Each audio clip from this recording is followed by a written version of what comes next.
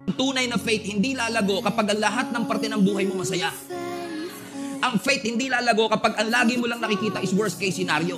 Ang faith natin hindi mag-grow kapag lagi lang natin napipredict that everything in our life will go down. In fact, ang tunay na faith, hindi mo lang ine-expect ang greatness ng Diyos. Ang tunay na faith, nagtitiwala ka na kahit hindi mag-provide ang Diyos, nagtitiwala ka that you will overcome whatever circumstance that you are in. Kung wala tayong pananampalataya, mahirap makasurvive sa buhay. Public service announcement, may Diyos ka man o wala, may problemang darating. Ang tanong ko sa iyo, anong gusto mo? Dumaraan ka sa problemang walang Diyos o dumadaan ka sa problemang may Diyos ka? Mas madali nang dumaan sa problema na may Diyos kasi alam mo, kung iwanan ka man ng lahat ng mga kaibigan mo, talikuran ka na lahat ng mga taong inaasahan mo at yung inaasahan mo tutulong sa iyo, hindi ka tutulungan. Alam mo, meron laging Diyos na may makakapitan.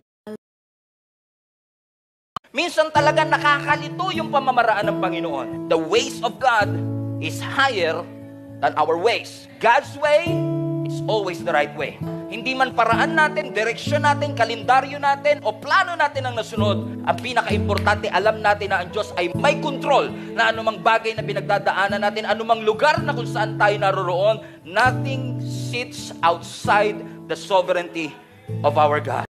Madalas natin sabihin yan, good luck. Pero ang luck doesn't exist under God's sovereignty. Walang swerte pagdating sa sovereignty ng Diyos. Pinagpala, hindi swinerte. Kasi kapag swinerte ka, sino papapurihan mo? Pero kapag pinagpala ka, Diyos ang papapurihan mo. Luck doesn't operate in God's sovereignty. Kaya nga ang mga Kristiyano, we are blessed because God is sovereign. We are blessed because God is in control. Ano ang nag-enable sa atin para makapunta tayo sa presensya ng Diyos? Grace of God.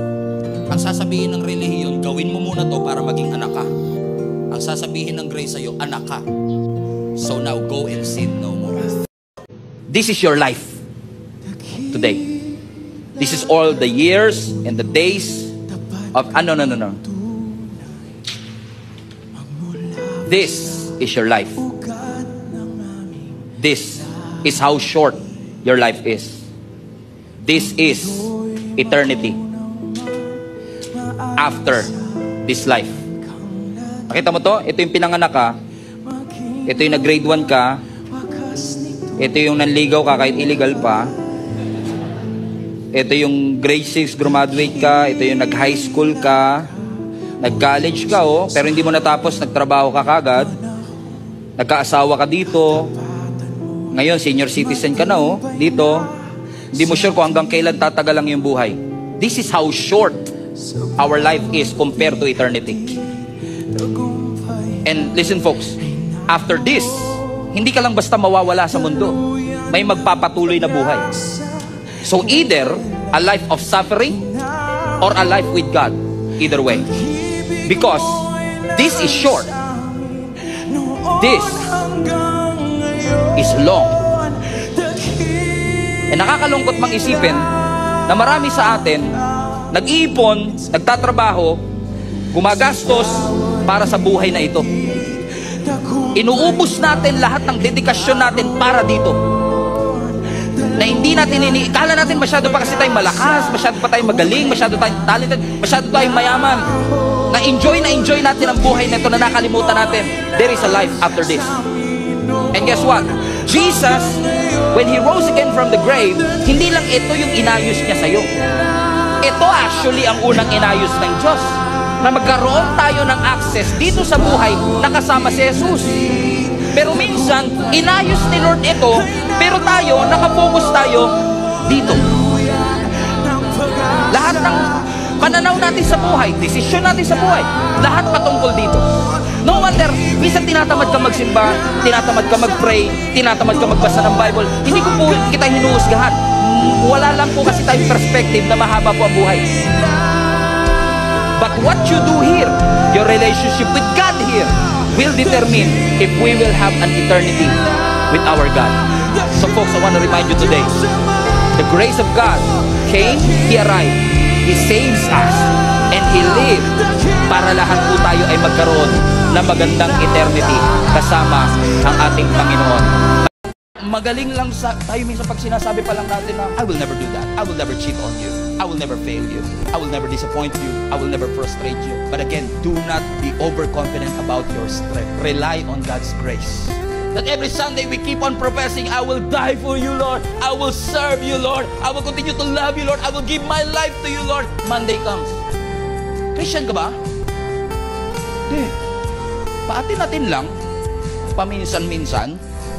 Because we don't want to be associated with so-called Christians. Kasi ang pagkakilala nila sa mga Christians, baduy, alive yan, sira ang ulo, mga baliw. Now, public service announcement, baliw po talaga kami.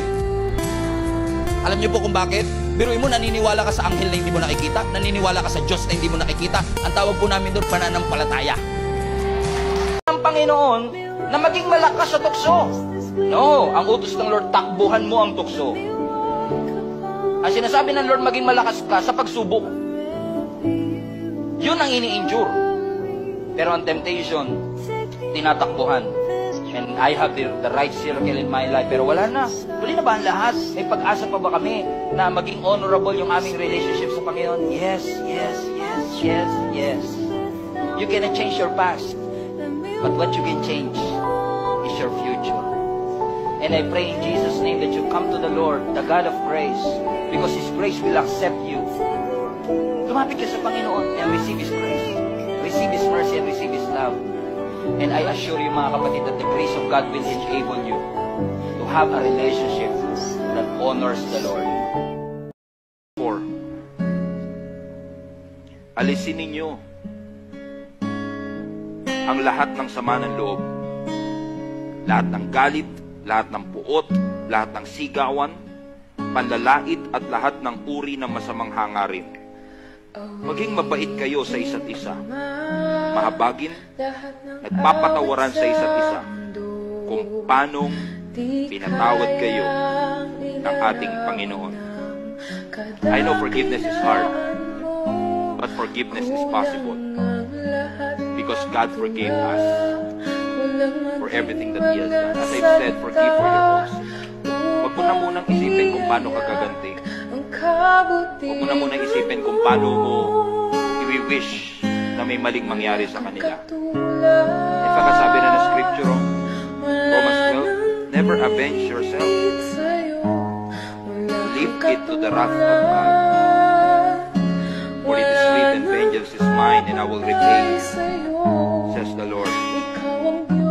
Kapatid, bitterness is keeping you from God's best. Daming gustong ibigay pa ng Lord sa iyo. Hindi mo maranasan is because of that hate, anger that you feel. I'm not commanding you right now to forgive. I'm just saying, allow the Holy Spirit to work in your life. Ang kasalungat ng faith, hindi fear. Ang kasalungat ng faith, sight. Kaya nga sabi ng scripture, sabi ng 2 Corinthians 5:7, for we live by faith, we walk by faith and not by, come on, sight. Ano kalaban ng faith? Sight. Ang kalaban ng pananampalataya mo, yung realidad na nakikita natin. And can you just imagine, ilagay po natin ang ating sarili kay Daniel, na nandun siya sa harap ng lion, nandun siya sa loob ng kulungan. There's always a temptation to be afraid. Si Moses in front of Red Sea. Si Jehoshaphat in front of innumerable army. Si David sa harap ni Goliath. Si Shadrach, Meshach, and Abednego sa harap ng apoy. There's always a temptation to be afraid because of what you see. Do you understand, mga kapatid? And I'm not discrediting kung ano nakikita ng ibang tao, but most of the time what they see must not your vision. Hindi porket ganun ang kanilang perception ay kailangan ganun din ang maging pananaw natin. We may be surrounded with uncertainty, but we are serving a God who is very certain that is the same yesterday, today, and forever. That's why lagi ko nga sinasabi sa inyo, it's not wrong sometimes to feel fear, pero huwag ka mag-dwell sa fear. Huwag ka manahan, huwag kang tumambay. You can be in the midst of uncertainty and feel certain. Para kang bangka na nasa karagatan pero hindi puno ng tubig sa loob. You can always have that feeling. Kaya nga sabi ni Jesus mismo, but Jesus looked at them and said to them, with men, this is impossible. But with God, all things. Look at this perspective. Ang sabi ng Panginoon, sa tao, may limitasyon. Sa tao, mahirap. But with God, see that? It's not just about what you see, but what God sees. Sa pananaw mo mahirap, sa pananaw mo terminal sickness, sa pananaw mo bankrupt na, pero sa Panginoon, walang imposible. In fact, let me just encourage you this. Ang specialty ng Diyos, imposibleng sitwasyon. Yan ang, kapag ikaw ay dumadaan sa imposibleng sitwasyon, wala nang way out, wala nang tumutulong sa iyo, lahat sumuko ng tumulong sa iyo. Ang specialty ng ating Panginoon ay iparanas sa atin that with Him, nothing is impossible. Walang bundok na hindi niya kayang iurong. Amen. Walang daan na hindi niya kayang gawin. Walang sakit na hindi kayang pagalingin ng ating Panginoon. Walang kakulangan na hindi kayang mag-provide ng ating Panginoon. With God, everything is possible. And every time you are seeing something negative, fight it with faith. Sinasabi nating nagdi-decrease tayo, bumababa value natin.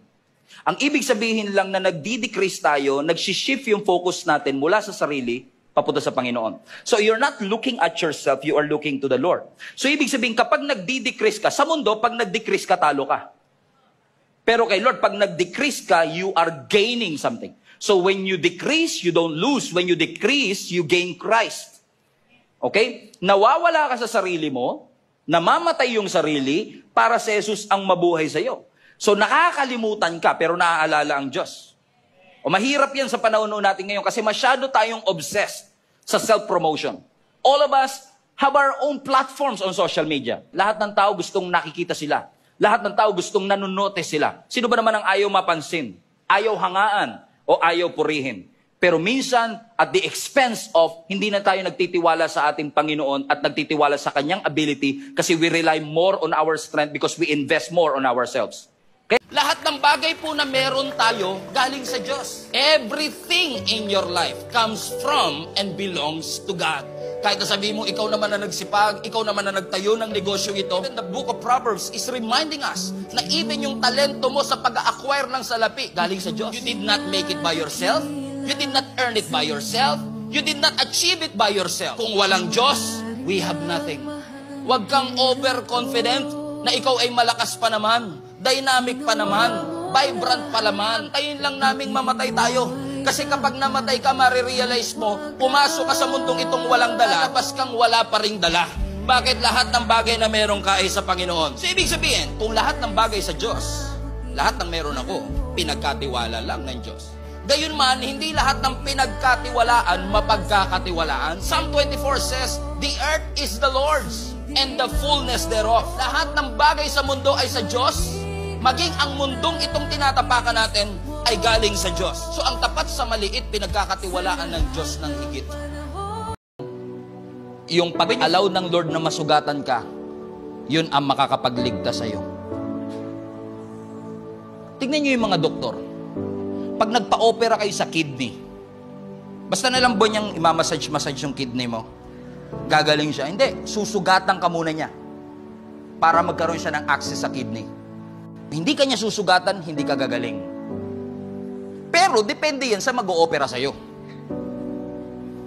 Kasi kung mag-o-opera sa'yo ako, wala akong alam pagdating sa bagay na yon.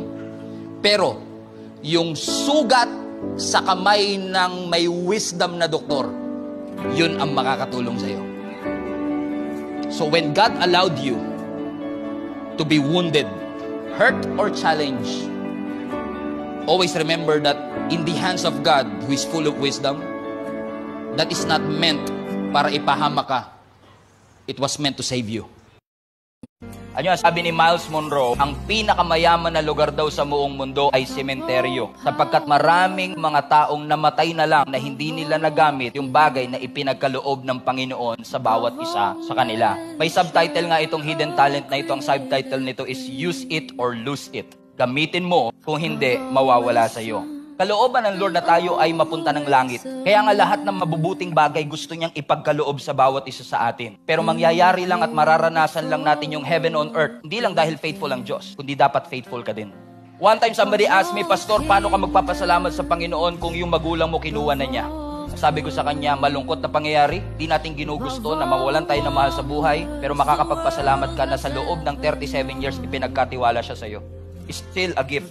It's still something you should be grateful for. Because even the breath that we breathe is a gift from God. Sabi ng scripture, every good gift comes from above. So ibig sabihin, every good thing comes from God and belongs to God. Hindi pwedeng puro pababa. Pabalik din sa Kanya yan. Lahat ng bagay na meron ka, kahit kukunti na lang, all of these things are a gift from God. Hindi mo yan nakuha on your own. Hindi mo yan in-earn on your own. You did not make it on your own. You did not achieve that on your own. If it had not been for the grace of God, hindi mo yan makukuha. That's why ang papuri lagi sa Panginoon, kasi every good things that you have is a gift from God. You came in this world with nothing and you will leave this earth with nothing. Yung mga kapatid, kung may sekretary ka lang, sasabihin mo, Lord, yung mga problema, magpa-appointment naman. Yung huwag naman sabay-sabay. Ang hirap kayong masaktan. Iiyak ka, wala kang luha, sisigaw ka, wala kang boses. Pag tinatanong ka, kamusta ka na, okay naman ako. I'm strong. Pero ang realidad ng buhay, mga kapatid, hindi mo maikakalendaryo ang problema. Pag sumunod ka kay Kristo, hindi tayo na-exempt sa mga sakit at mga suffering na ating pinagdadaanan. Kung kaya't patuloy din tayong pinapaalalahanan ng salita ng Panginoon na kahit masakit, kahit mahirap, you have to keep serving the Lord, you have to keep on praying, you have to keep on moving. Bakit? Kasi alam natin na sa kabila ng matinding pagsubok na aking pinagdadaanan, yung pangako ng Diyos ay aking mararanasan. Listen to me mga kapatid, yung mga sakit na naranasan mo at dinaranas mo pa ngayon, hindi sasayangin yan ng Panginoon. Kaya wag na wag kang bibitaw at wag na wag po kayong susuko. We will continue and never surrender in spite of the loss, in spite of the criticism, in spite of the challenges and troubles that we face. Hindi tayo susuko. We have to display an overcomer attitude katulad ni David na kahit may Goliath sa ating harapan, hindi tayo nagpapatinag. Bakit? Because when he stood the test in your life, you will receive the crown of life. Wala tayo. Huwag lang natin bilangin kung anong wala tayo, kung anong mali tayo. Mas binibilang pa natin yung blessing ng ibang tao kaysa blessing natin. Ang galing nating magbilang kung ilang kotse meron sila, kung anong iPhone ang gamit nila, kung gano'ng karaming pera meron sila, pero hindi natin mabilang kung ano yung mga bagay na ginawa ng Diyos sa atin. Take time to count your blessings. Huwag lang natin bilangin kung anong wala tayo. Sabihin, pag hindi pumayag ang Diyos, iniingatan ka lang niya. God's no is God's protection. Ang pagpayag ng Diyos, indikasyon na mabuti siya. Pero kung hindi pumayag ang Diyos, mabuti pa rin siya. Pag ang Diyos tumugon sa panalangin, uy, ang buti mo, Lord. Yung nanalangin ka, Lord, i-promote mo ko. Na-promote ka, Lord, ang buti mo. Yung pinayagan ng Lord tayo, dun sa ating nire-request na panalangin, kitang-kita mo ang kabutihan ng Panginoon. Ang tanong ko sa iyo, kapatid, kitang-kita mo pa rin ba ang kabutihan ng Panginoon pag di siya pumayag? Kasi pag pumayag siya, talagang ang buti niya. Ang praise and worship mo, ang taas talaga ng kamay mo, Lord, thank you, na-promote ako. Lord, thank you, ang dami kong pera sa bank account. Pero pag hindi pumayag ang Panginoon, nakikita pa rin po ba natin ang kanyang pag-ibig? Kapag sinabi ng Panginoon, that's not your door. That's not your opportunity. That is not your season. Hindi mo marinig. Lord, ano ba yan? Sino ba yun? Sinasabi na ng Panginoon, that's not your door. Sinabi na ng leader mo, that's not your door. Pero minsan nagbibingi-bingihan tayo. Oh, sino yun? Hindi yan ang lalaki para sa iyo. Hirap pakinggan nun. Lalo pagka 30 plus ka na. No? Hindi siya ang para sa iyo. You are not anointed for that. Bakit? Hindi po lahat ng pintuan bukas para sa atin. Hindi lahat ng tao nakangiti para sa atin. Hindi lahat ng situation ay para sa atin. Sabi nga po ng Proverbs 14 verse 12, there is a path that seems right to us, but it leads to death. Lord, salamat sa mga pintuang sinara mo. Lord, salamat sa mga napurnadang plano ko. Sino sa inyo nagpapasalamat, hindi nyo nakatuluyan yung dating iniiyakan ninyo? Praise the Lord. It's God's protection in Jesus' name. Paano kung nung sinara ng Panginoon, nakatayo ka lang doon, Lord, kung di mo ito bubuksan, magkukwit talaga ako. Pag hindi mo ito binuksan, nitigil din na talaga ako magsisimba. Pero kapag may sinara ang Diyos na pintuan, meron siya binubuksan na mas malaking pintuan, hindi mo lang masyadong makita yung mas malaking pintuan kasi masyado ka nakatitig doon sa pintuang gustong-gusto natin. At kapag gustong-gusto natin, ang hirap nating makarinig sa instruction ng ating Panginoon. Pinipilit natin yung bagay na tinanggihan na ng ating Panginoon. Alam kong may pera dyan, pero hindi po yan ang kalooban ng ating Panginoon. God's love is revealed not just on provisions but also in rejections. kapag nireject ng Panginoon, kapag hindi pinayagan ng Panginoon, kapag yung request mo at yung gusto niya hindi nagtagpo, at sinabi ng Lord, anak, hindi yan makakabuti sa iyo, makinig tayo. Minsan, pulang-pula na yung red flag Pulang-pula, no? Yung stoplight, pulang-pula. Klarong-klaro yung no ng Panginoon. Sabi ng Lord, wag na, pulang-pula yan. Baka namang gumaw ka pa. Sinabihan ka ng leader mo, pinaalalahanan ka ng link up mo, pinaalalahanan ka, ang daming lumabas sa feed mo na mga word of God na sinasabi, anak, mag-ingat ka. There is a way that seems right to a man, but it leads to death. Test the spirit first. Talaga, ang daming signs ni Lord na hindi mo siya marinig, pero nagsasalita siya. Madalas, kapag gustong-gusto natin, sineset aside natin ang agenda ng Panginoon kasi mas gusto natin yung sarili nating agenda. At pag ang Diyos nagpadala ng tao magpapaalala sa iyo, anak, parang mali yata ito. Anak, masyado ka na yatang expose. Sasabihin mo pa, basher ka. Haters ka. Ine-echo lang nila yung instruction na ng Panginoon dito. Pero minsan ang labas pa nila, haters sila. Kasi nireject Gustong-gusto natin. Ibig sabihin, ang decisions natin is driven by how many people will like me instead of will it be in line with what the Word of God is saying? Gumising tayo mga kapatid. Tinawag natin yung rejection. Pero ang totoo lang, ang sabi ng Lord, hindi yan para sa'yo. Hindi naman dininay ng Lord. Hindi naman sa hindi na ibibigay ng Diyos. Ang sinabi lang ng Panginoon, meron pang mas better. Mga kapatid, global family, huwag tayo magbingi-bingi sa mga bagay na sinasabi ng ating Panginoon. Kapag may sinabi ang ating Panginoon sa iyo, kung may sinarang pintuan ng Panginoon, kung may rejection man sa ating buhay, ibig sabihin lang nito, hindi ito para sa atin. Alam kong ang rejection painful, ang rejection inevitable, but your reaction to that rejection will determine if you will continue in the will of God or outside the will of God. Siguro I want to encourage you today, manalangin tayo ng ganito. Lord, kung hindi mo ito kalooban, tulungan mo kong maisuko ko ito sa iyo. Tayo magpalunod sa anumang stress na ating pinagdadaanan. You don't have to live a life of anxiety. You don't have to be overwhelmed by the fear that you are facing and the fear that you are feeling right now. Anumang boses ang naririnig mo sa iyong kaisipan that is not aligned with the Word of God, meron kang authority para palayasin ang lahat ng ito kasi ang isip na yan ay regalo sa iyo ng ating Panginoon. Sasabihin sa iyo ni Satan, hindi ka mahal ng Diyos, nakalimutan ka na ng Diyos, at ikaw naman mararamdaman mo yung rejection, mararamdaman mo yung loneliness. Ang sasabihin ng kaaway sa iyo, buti pa sa ibang tao may plano ang Diyos pero sa iyo wala. Ang sasabihin ni Satan sa iyo, wala ka ng kinabukasan, you are a mistake, you are a failure. But let me just say this to you mga kapatid, lahat yan ay pawang kasinungalingan. Sapagkat mahal tayo ng Diyos, nagmamalasakit ang Panginoon sa atin. In fact, the presence of that voice in your head na mga negative thoughts is a sign that you are under attack mentally. Ibig sabihin mga kapatid, yung presensya ng boses na ating naririnig is an indication that the devil is at work. But we thank the Lord. Kung may presensya ng kaaway, nandun din ang assurance ng presensya ng ating Panginoon.